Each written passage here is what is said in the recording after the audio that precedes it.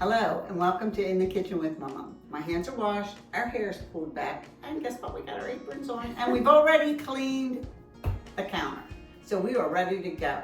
And today, since summertime's right around the corner, we are going to do some summer side dishes that can be for your cookouts, or even if you're not cooking out, if you're cooking in. This is Jillian, and this is Janet. Janet's been my friend for a long time, and this is her granddaughter. So we're still in the kitchen with two mamas this time, okay? Today we're going to make this dish vegetarian because I've been vegetarian for over a year. This dish is normally not vegetarian, but today we're going to make it without meat.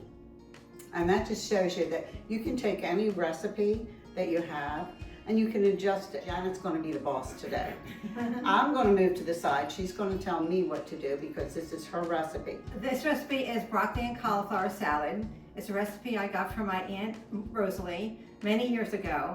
And no matter where I go, they seem to ask for this. When I say, do you want me to bring something? They'll go, yeah, bring your broccoli and cauliflower salad because everybody seems to love it. So let's get started. You take the broccoli. I'll do the broccoli. Joy, you do the cauliflower. We can do it simultaneously. Janet's going to instruct me how big she would like me to make this, because like that's a big mouthful. Yes. Do you think so? Yes. Okay. What I normally do is, let me cut show one you. for me. Give me What a I sauce. normally do is I cut all the stalk part off. Okay. And then there you go. Okay. How And then about same hers? thing with this. What I do here is you have to be careful, and I like basically cut around and get this stalk part out, pull it out, and then you'll just pull these apart like that. And I just want to mention that Janet and my family have been gone together since way back, having cookouts and all. I've known you for 40 some years. well, it has to be about 49 years I've known Yep. you. My husband has known you longer though. Yep. Story. I'm originally from New York, and when we moved here, I was in middle school. And the first day of school, that's when I met Nate. And we've gone to school throughout the years. And then once we got married, Debbie got married the same year, we moved into Newark and had a townhouse. And lo and behold, I look out the window one day and Nate and Debbie pull in a truck and they're moving in right next to us.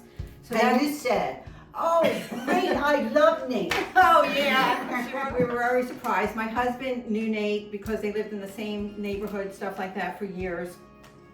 So he knew Nate all along also. So I was the outsider. Yeah, she was the outsider, but she became the insider very quickly. And from then on, we've traveled, you know, our kids have done things together, our grandkids have done things together, and we've traveled everywhere together. And our Yes. grandchildren, you know, are just like cousins. Yes. And that's what they do. They call her Annie Janet. Exactly, so. They yep. call me Debbie, but they call her Annie Janet. Jillian, you don't have to be so precise, honey. Just, Are you trying to show me up, Jillian? she's trying to be more perfectionist. Okay. Do you want me to help you? Yes. If you know how to cut veggies, this is a recipe that, is that what it said? Yes. That anybody can do. Yep. And that's the best part of it. Okay, so after you're done with the broccoli and cauliflower, then you'll cut up your onion. You need a half of a large onion. So what I'm gonna do for this purpose is to cut this in half and let them cut it small. I usually cut it like this. I go like this, Mm-hmm. and then I cut this into smaller pieces like that. Okay, so it's like, Almost Chopped. chopped, but a little bit bigger than chopped. okay, I'm not gonna cry for this, You right? probably will, but that's okay because you're cutting an onion. Okay. Oh, Lord. You just may have to redo your makeup when it's done. Well, you know what they say, and I don't know whether it's true. They say you should run an onion under cold Yep. water. Has I've heard- anyone ever heard of that? I have heard the same thing. But Have I've you never tried it? No. I'm just ready to get it away from me so I don't have to. Jillian's throwing onion all over the place. Okay. I just want to mention that I bought my broccoli and cauliflower in the bag. Oh. It makes it a lot simpler. So when you mix it together, you want to make sure that you don't spill any of it and just make sure you cover it up so nothing falls out. Okay, the next thing we're gonna do is we're gonna cut up the lettuce. Normally when I'm home, I have all the broccoli and cauliflower and onion already done. I work on the lettuce next, put that aside, and then the very last thing I do is mix the mayonnaise stuff. So I'm gonna cut it in half so they each have a portion. What do you want, about 1-inch pieces? Yeah, just big, like bite-sized pieces, not real small, not real big, just bite-sized pieces, like about that size. I got it right. I didn't either. You know what the fun of cooking is? Not being precise. I'll tell you the truth. Most of my recipes, I don't even have a recipe. When I start cooking for this show, I had to sit down and start making the recipe because I'm so used to just doing it. Ready to move on to the next step? Yep. Let's do it today. Okay, so we're gonna just put the lettuce in here for now because we're gonna use this bigger bowl to mix everything together. My daughter Lindsay wanted me to mention that this is my broccoli and cauliflower bowl. Like I said, I use a double batch of this and it is filled by the time I'm done with it. And you know what? I want to mention, I think the recipe, the original recipe, is the double batch. You can find the recipe in the description when you click more right under the title. Okay, so we're gonna move on to the dressing part of it. So I'm gonna let Jillian take care of that. I'm gonna direct her. Now you're gonna mix in the sugar and then the Parmesan cheese. See, I would have thought the mayo goes first. So Nope, that's the last part. And then you're gonna take and put your basil in. That's good. And then what I normally do is I mix those three things together first before I put the mayonnaise into it. And then you're gonna take your mayonnaise and you're gonna add that to the mix. It's a little dry and I don't think it's moist enough, then I go ahead and add more mayonnaise to make it even better. Now, I wanted to ask you something. After reviewing the recipe, I saw that it said mayonnaise/salad dressing. Do you have a preference? Yeah, I use mayonnaise. Okay. I'm not a salad dressing person, but I know a lot of people like salad dressing over mayonnaise and they could certainly use that. Because I know my mom used to make potato salad. You know what she used to do? She used to make it half mayonnaise, half salad dressing. And so that's what I was just wondering. All right, and then you mix that all together. The next thing we'll do is we'll add the broccoli and cauliflower into it. Mix that in really good. Okay, that looks really good, Jillian. After it's all mixed up like that, you usually do this part the night before. And then you let it sit in the refrigerator the night before. As you can see, the recipe calls for bacon, which I do the night before, and it's all cut up, ready to go. And the recipe does call for croutons, so we have that on the side. Just before you're ready to serve it, what I do is I put everything in the big bowl, and then we'll pretend that this is the next day, and then you'll mix your lettuce into it.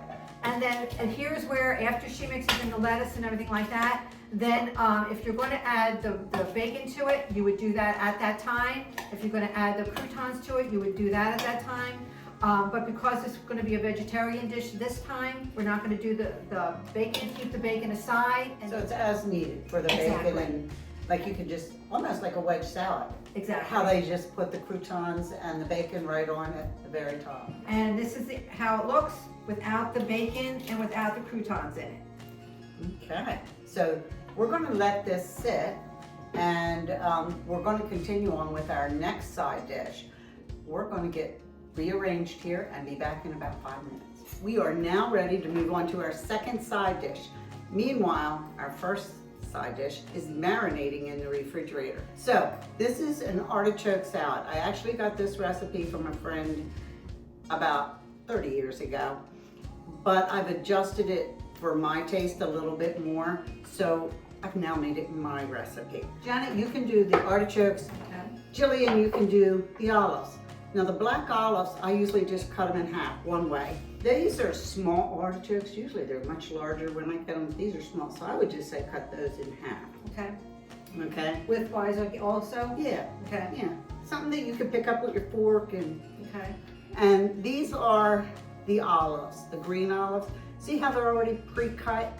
Because they're called olive salad. They're marinated, ready to go, and I'm gonna dump them right in the bowl. And this is a recipe that Debbie's made for years, just like I make the broccoli and cauliflower salad. And I love this one, and I've loved it for years, and now I finally know how to make it. And I've actually never tried this before, but I'm really excited because I do like black olives a lot. Well, do you think you're gonna like all the other olives and the red pepper and the mushrooms? You like mushrooms, don't you? Yeah, but I think when they're all incorporated, it makes them all better. Yeah, and I'm telling you, the flavor is great. Finish putting them in, and we're adding what they cut into the bowl. I'm gonna give Jillian the mushrooms to cut up, you know, about the same size as this, okay? Janet, I'll probably only need half of that because it calls for like a quarter cup, and maybe a half that one. They are kind of big. These are huge mushrooms that I have. Yeah. Put them on. Is that in. good enough? That's Yeah. good enough? That's about a quarter cup. Okay, got it all? Got it all. Okay, you could put it right in here, Jillian. I'll take this, you mix it. What I'm gonna have you do is I'm gonna have you put the garlic, salt, and the pepper in. Now it's gonna be kind of tricky because I got them both on the same thing. Okay. There you go. Okay. Good job. Now, before we put the oil and vinegar in, I want you to toss it again. Okay. Okay? So you always try to leave the oil and the vinegar for the last. Put your salt, your pepper, anything like that. You know, put it in first so it mixes if you're doing it for flavor purposes. It smells so good. It looks real good. Watch, your grandmother really likes it, so she might just, look, I saw her, she said. Now when you put the oil in, swish it around like that. Don't just put it in one spot. Okay? There you go. And the vinegar too. And the vinegar also. Very good. So that looks really good. Good. Very good. Okay? So what we're going to do now is we're going to throw a couple hamburgers and some chicken on the grill. We're going to put this in the refrigerator while we do that. And we have a treat. Okay, here we go. Our treat today is a frozen slush drink. Now, this is a great add-on to any cookout. So I'm gonna move to the side. Janet has made this before. I've made it before. Jillian has not, so she's gonna make it today. Okay? So today we're making alcoholic slush, but for cookouts we usually make one alcoholic and one without alcohol for the kids. Okay, so you're ready? Yes. The best thing to do is put your frozen juices in there first. And it comes out very easy. Yes. That doesn't look like it's coming out as easy as the, There there you go. You Just got need persuasion. it. So then you add the boiling water. That's a boiling. Yeah. And it's good in boiling. We mixed it? Yes. Throw in that sugar right now and start mixing Yeah. that at the same time. Because that kind of melts it. Yeah, I was gonna say, the recipe I have calls for whiskey, vodka, or gin. You can Yeah, make it and- any way you want. So if you don't like whiskey, you like vodka or gin, you can make it with that instead of the whiskey. It's a cup and a half of whiskey. If you want a little stronger, you just put a little more. And this is just tea. It's not sweetened or anything. Just boiling water with tea bags in it.